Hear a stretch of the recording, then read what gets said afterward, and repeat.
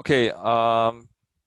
Okay. So for myself, like Jolene, I'm a father of 3, and the 2 elder ones are in primary school, primary 2 and 4. So the reason why we are doing this is because we can definitely empathize with parents out there with kids and having the need to juggle with work and the stress from house management of everything, yeah, that you can hold on to, yeah. So maybe to make it more structured, while we wait for any question that comes from the parents, and we have Esther coming in. Let's admit her. Yeah. So probably we can cover a bit on P3 and 4, since science for laymen like us is we see science as 2 individual blocks like P3 and 4, and then P5 and 6. I mean, this is how I see it as well, being a layman. Yes? John, sorry. I think I know why they can't type. The chat is disabled. The chat is disabled. Okay. Okay, let me okay, unmute all. Oh, yeah. Okay. not the audio, but the.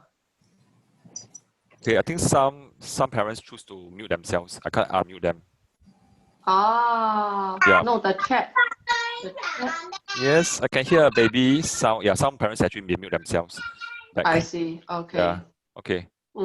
Okay. So maybe we'll cover on P3 and 4 science first. Yeah. Sure. Okay. So for if you have a child that is in primary 3 and primary 4, for the primary 3s, right, it will be their first year learning science. So you find that your children are generally very excited. They'll come home, they tell you what they have been learning in school. So before I go to the excitement and everything, first thing you have to know is for science, right, it's only 3 periods. Some schools have 4. So you will realize that for science, it is a very time precious subject. Okay, so usually the school teachers will try to brush through the syllabus and also the questions. But at primary 3, right, their syllabus is still really exciting, and they will tend to focus more on the exploration part. So when your child comes back with the science, what the teacher has taught, it's always good to engage your child, more about the things that they have learned. Ask them to like be a little teacher to you, and you can also share some of the facts that they have learned in school. You can add on to the facts, so they will feel that, hey, mommy and daddy is very interested in what I'm learning. So at this point of time at primary 3, right, I would say is to really hold their curiosity towards science learning, and yeah, that's the best approach actually for the first part of the year. Okay, Jolene, you are breaking away. Okay. Can. Okay, is it clear now? Okay, looks like your. Okay. Okay, now I can hear you. Yeah, I can hear a child trying to say your name. Yeah. Not my child, I think. Somebody's child. Yeah. Okay, good. At least we can see more parents are joining. Sure. Okay. So when it comes to primary 4, I go on with primary 4. The key is for the outside. I hear a child. Yeah. Okay. Also participating, yes. Yeah. Okay, so so for primary 4, right? Primary 4 is a little bit different. For primary 4, they have already gone through that first year of curiosity and learning the primary, getting to know primary science. So at primary 4, you find that suddenly the children come home with more difficult questions and exam-like questions. So this is the time whereby you need to introduce some basics techniques to answer the open-ended questions, and also how to analyze the science questions.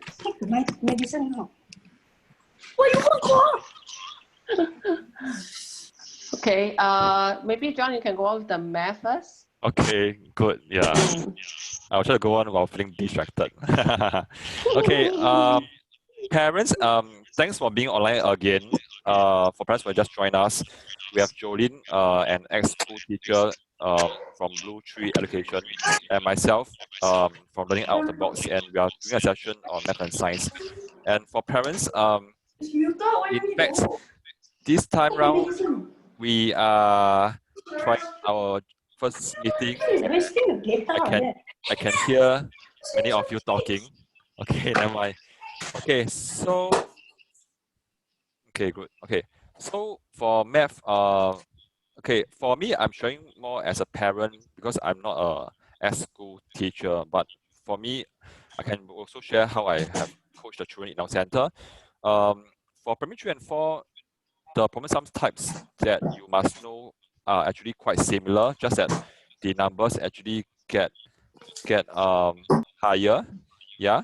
So at the same time, I think many parents with P3 kids, they are not aware that for math, it's actually divided into two groups called the topical as well as the heuristics. Okay, what I meant by topical, in my opinion, is those short questions, like for example, how do you write 97,000 in words? Yeah, those really short questions that there's no need for you to really think much about it and just write straight away. And then there's another group which is called story sums, and most people will call it problem sums, but I've been telling parents, please call it story sums, because problem sums make it sound very problematic already, and we parents already have enough problems in our life. So that's quite story sums. So for story sums itself, there are actually many types, like same total, same one, guess and check, which is very common, working backwards. Yeah. So parents need to educate their children to do problem sums types and be aware of them as well. Oh, I can see Kevin's kid. Yeah. Okay. Yeah. Okay. So to wrap up for my side for P3 and 4, right now, if your child has CA1 or SA1, for P3, your CA1, in my experience, is very similar to P2's work. So you can actually be prepared for it by revising P2's work. For P4, CA1 or SA1, you can actually revise your P3 work as well, because your P3 is a foundation for P4 too. Yeah, so a lot of things can be done now instead of waiting for instructions from the teacher, like what to study. Yeah, so that's for me. That's very good sharing. I also learned a lot. Oh, thanks. Thank you. Okay, so for primary 4, right? Yeah. So what the parents usually do not know is actually primary 4 is what I call like a project level, whereby I think some parents will know that for science there is lower block and upper block topics. So for primary 4, right, it's actually a mixture of the lower block and the upper block. So you find that sometimes towards term 3, term 4, you find that your child will start to have a few difficult concepts from the upper block topics. So for science, right, really the basis of science is the keywords and the key phrases. So when you are going through work with your child at home, try not to I know it's very difficult because it also happens to me. So sometimes when I'm trying to explain some of the science concepts, I will use what I call like the daily life terms. So maybe I'll say things like, you know, when the water boils, you see the gas, you know, you got hot steam, but actually that is the wrong concept. So what makes science keywords and key phrases very difficult is because they are not usually used in your daily life. So when you're going through the work with your child, switch to the science vocabulary, what I call the science brain. So it makes like very fun for your child. So at home, I will tell my child, okay, time to wear the science brain hat. So they will know, okay, so you have to use the science vocabulary to do the work. So it makes it easier, and you also make them come on board. So when you are doing the work and you have to correct them on the usage of the science words and phrases, then you will have to say things like, oh, remember, now we are putting on our science hat. So it makes it not so, not so scary all the time. And when they, let's say they are successful in using all these science words and science vocabulary, you can always reward them. Another tip for primary 4 is at primary 3, right, the children are actually exposed to very short questions. It's like fill in the blanks. We call them short answer questions.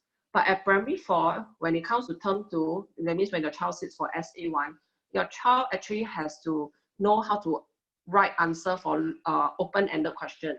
And the answers tend to be very long. So there is a gap there from the fill in the blanks to the long answers. So what you can do is you should actually get your child ready. So how, again, when you expose your child to the question, right, you can do together with your child. So usually I'll say, okay, I'll do the first part, you do the second part. So it's like you're trying to bridge that process of writing longer answer. And then slowly, you retreat back, and then finally you find that your child is able to write out the whole answer.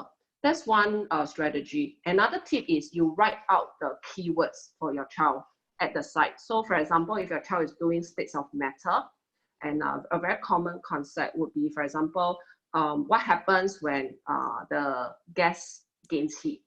So the keyword is gains heat, right? So you write the word gains heat at the side. So you are like helping your child with helping words. Yeah, then slowly you also see that this is what we call empowerment, actually.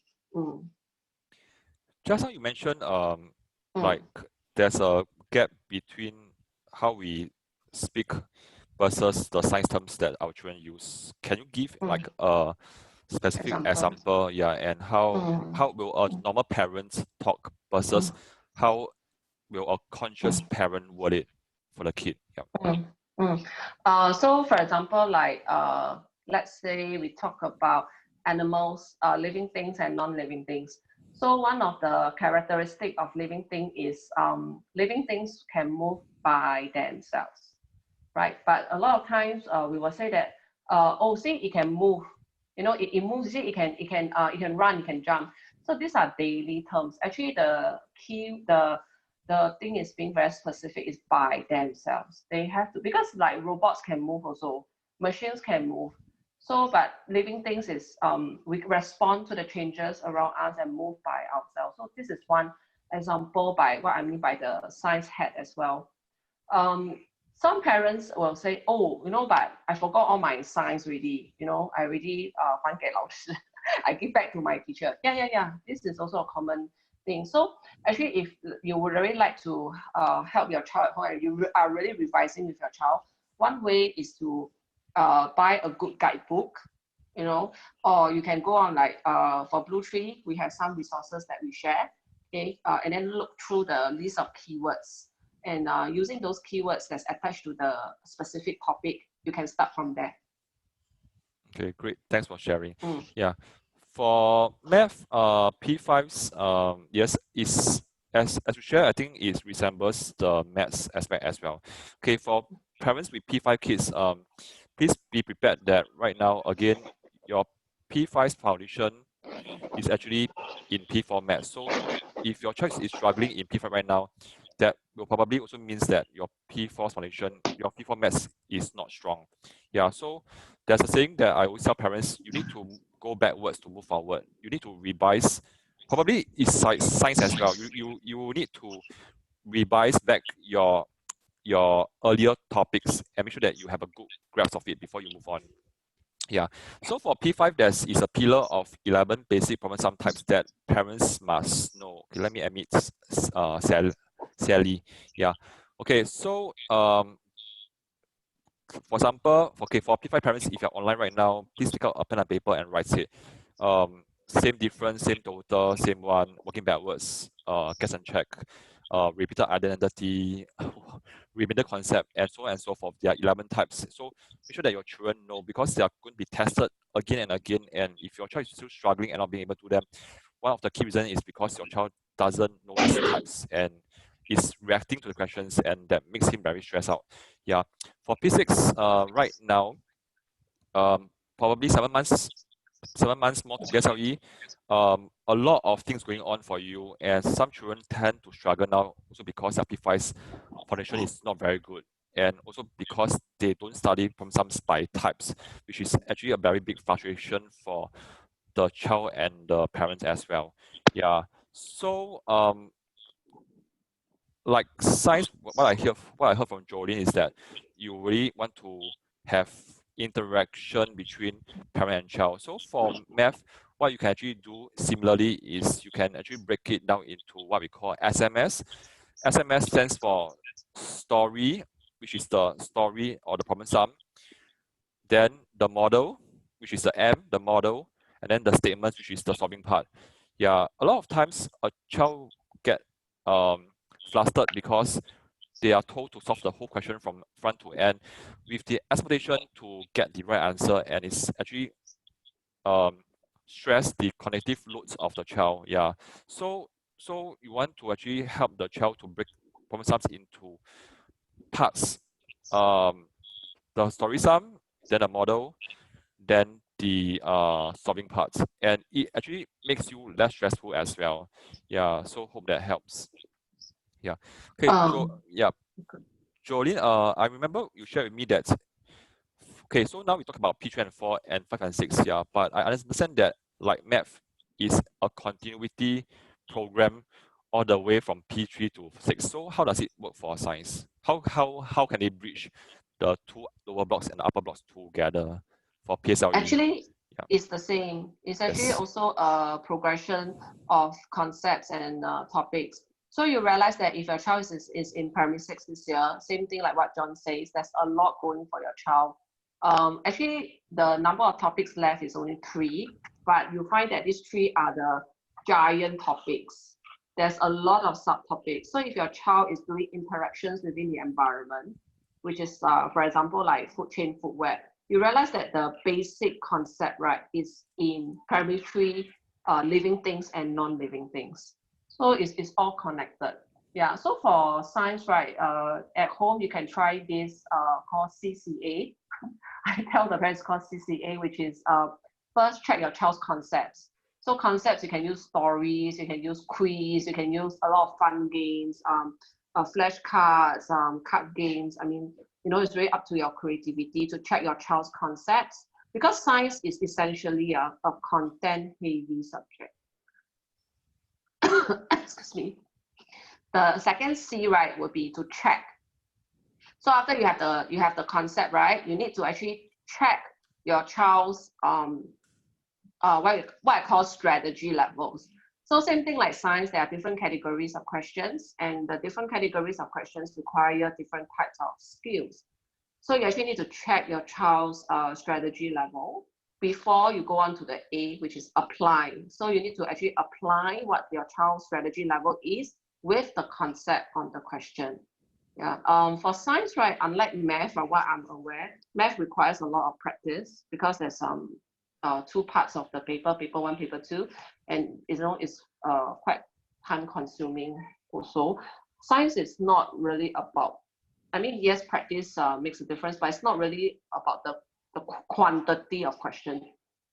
It's actually rather about the how your child, like I say, the CCA, how the child links the content and the strategies.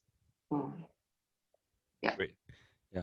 Okay, so since Jolene is focusing on the P6, and I know that children who have not been doing well, probably they also feel quite scared now because like so much things, or probably the parents even feel more scared than the child. Yeah, which I get it a lot from our parents when they share with me. Yeah, so for children who are in primary 6 right now and you are struggling, or you know that your child is struggling, probably what I can do is now it's only February, okay. It's only February. I mean, thank goodness it's not like May yet, yeah, where you have less time.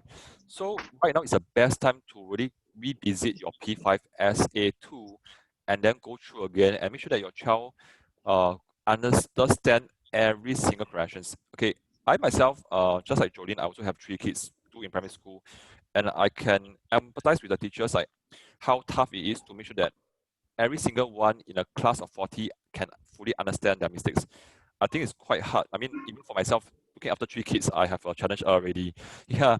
So the next thing is how can we parents help our children is to really make sure that they do corrections and they tell you that they understand versus they also explain to you such that you can understand. You can also play the role like a teacher role for your child and you are the student. Get your child to teach you. Yeah, actually that really helps because in the eyes of most children, okay, I was a social worker for 7 years, so I work with kids. Yeah, so in the eyes of children, I think the adults are always the very powerful figure in the family, and let's admit Clara. Yeah, hi Clara. Yeah, okay. And they may think that the parents always know it all, and some of them are so scared that they do not want to share, and the fear that they are actually get wrong. Does this also happen for science as well? Yes. Actually, for science, right? There is this element of what I call like creative thinking, and also because there's a lot of real life questions. So actually, if your child is in primary 6 now, the best thing, like John said, is to revisit the primary 5 work. It's like if a lot of, because I've been teaching for so many years, so when I see the primary 6 children, right, those who are better prepared will really score better after in PSLE. Your child now could be in a very relaxed mode, because sometimes they think that there's still many months ahead.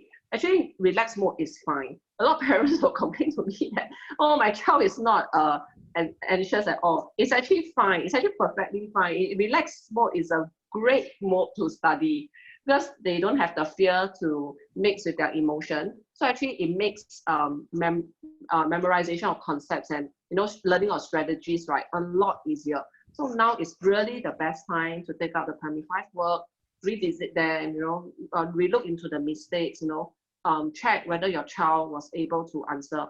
And guess what? Because science, right, there are so many MCQ questions, 28. So there is this element of luck. So you'll be very surprised that your primary 5 child, your primary 6 child actually got lucky somehow. So actually, I tell the parents, right, go and erase away all the answers and let your child try in. Surprised by the results. It's actually your child's true where the mistakes lie. So revisit them. Yeah. Oh, okay. Yeah. So same for math. Sometimes okay. Okay. As for me as a parent, I think we have full trust in our kid. Yeah, but at the same time, we also want to make sure that our child really have this full understanding. And you can also see as when they go through the questions, it's a form of revision. Yeah, so it really helps. And before we end off, I know it's already 9, and thanks JT for joining us, even though it's like the last 2 minutes. Yeah. Okay, so for me, I think every little thing helps, even the 1% of what you're doing. Okay, what do I mean by that? Okay, for example, parents always come to me and say that, hey, hi John, my child is always making careless mistakes. So how do I help? Yeah, so I always tell parents is, okay, first of all, you need to change how you give feedback to your child by saying, hi Geraldine, I can see you now, yeah? Hello. Last minute come online. It's good. Yeah, so yeah, okay. So okay, at least we see a parent online. I think that's my friend. Yeah. Okay, so what I tell parents is let's reword it, use more empowering words. Ask your child, how can you be more careful? How can you be more careful? It's much better and it sounds better than how why are you so careless? And I think even for adults, when we work in corporate, we do not like to be judged. Yeah, I think it hurts, even though the intention is good. Yeah, so that's my takeaway. That's my wrap up for this session. And we just have a parent just coming in. Yeah.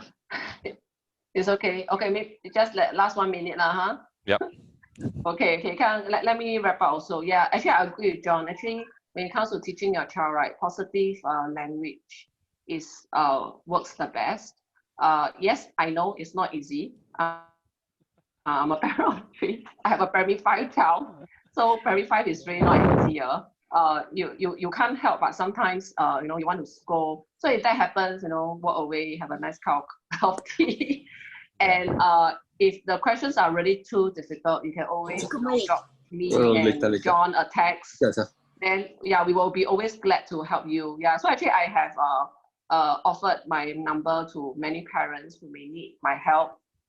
Yeah, they can always WhatsApp me the question, and I can tell the child, how to approach the question. Yeah, so yeah, there's always there's actually a lot of help online now. Yeah, so one group would be John's group, another group would be my group. You can come over to the Primary Science Facebook discussion group of BlueTree, and you can post a question. I'll do my best to help you. Okay, thanks, Jolene. So today is really starts, and I think we are very happy that 10 parents actually join us. Yeah, so tomorrow we are going to do a short intro on math and science using some slides that we have prepared. Yeah, so today is more of like to get to know the parents and get to know the child, and the child gets to see our face, that we are not some fierce teachers just going to eat them up. Yeah, so I hope tomorrow short session also help. Yeah, tomorrow me and Jolene will get half an hour each to just share briefly on what we'll do in the following week. Yeah, so we are doing like this is week one's work. Yeah, I think I like what Jolene said. You said like appetizer, the dessert, and what the 3-course meal, right? For a final learning experience. Yeah. Okay. Why not you wrap up, because I don't think I can describe as good as you. You tell them about the 3-course meal. I think it's easy for parents to relate, and the fact is, almost everyone here are mummies, and the mummies relate better with mummy. Yeah. Why not? Oh, okay, great. Okay. Okay, so yeah, so John and me, we have prepared a series of sharings for tomorrow and also two next week. So we will start with what I call a starter course. So tomorrow is a starter course whereby we will actually share some simple tips. You know, I call it cream of tips. So some simple tips to help your child at home. Yeah, and also you can use this to help your to coach your child. Yeah, I love to cook. That's why I come up with this menu experience. Right. Right. The second one would be the main course. So the main course, we will have what I call strategy chop, like chicken chop, but strategies chop. So we will share in, I think, more in depth into the strategies that your child can use. So just now recall, John mentioned there are 11 types of problem sums. And then for science, right, there's also about the same number of explanation questions. So your child actually needs to know the different group in order to know what strategies to use. So we'll share that. Then we will also have skills grill. So our skills grill will be, you know, the different types of skills that your child should by now at P3-6 have, P5 should have, P4 should have, and P3 should start to have. Yeah. Then after that, we'll end with some dessert. So we'll end with confidence marmalade. Your child will become more confident. You become more confident as well as a parent to teach your child at home. So hopefully these sharings over these 2 weeks will help you in some ways to be a more confident coach, you know, at home. And if you find that coaching the subject is easy, definitely your child will find learning the subject is easier. And of course, what we want to achieve, right, is finally, we hope that through this you can also bond with your child better, you know, and also your child gets to know you. Oh, mommy has this side, daddy has this side, and of course, really you're the best coach. You're the best coach. Yeah. Great, thanks. Yeah, and after sharing, I think that makes me very hungry, which reminded me of the naan and the teh tarik that I'm going to eat later. Yeah. Yes. Riding on what Jolene said. Yes. Same belief here. The parents are the best coach for the children. That means you're the best coach for your child. Yeah. And I think what I want to share here is, while we are giving so much reassurance to our children, looking after them, I think for the fact that you parents is online now from 8:30 to 9 o'clock, whereas you can choose to do something else, but you're online now. For the fact that you're online now with us also shows that you really want to help a child, and I think your child also can see that a mommy actually it wants to help me, so probably they want to help your child to gain some confidence. Okay, so before we end off, any last minute question before we close off this first Zoom meeting? Yeah. Okay. If you have any question, just drop a text in the chat box in your Zoom app, be on your desktop or be on your phone. Yeah. Okay. Okay. We have a Huawei Mate Pro coming in at 9 o'clock. Hey, parent. Yep. Okay. Never mind. Okay. So anyway, we'll see what we can do. Probably we can make this recording available. Yeah. Okay. I hope that you have learned something from this session. Can you give me a thumbs up? Okay, I'm not sure what function you have. Can you give me a thumbs up that if you have learned at least one new thing that can help yourself? Yeah, you can see. Give me a thumbs up if you have learned at least one new thing you can help your kid. Yeah, so I can sleep better today. Yeah, because I think my children are on my right side and they are trying to keep quiet. Yeah, yeah, with my little girl screaming in the room. Okay, so thanks Jolene.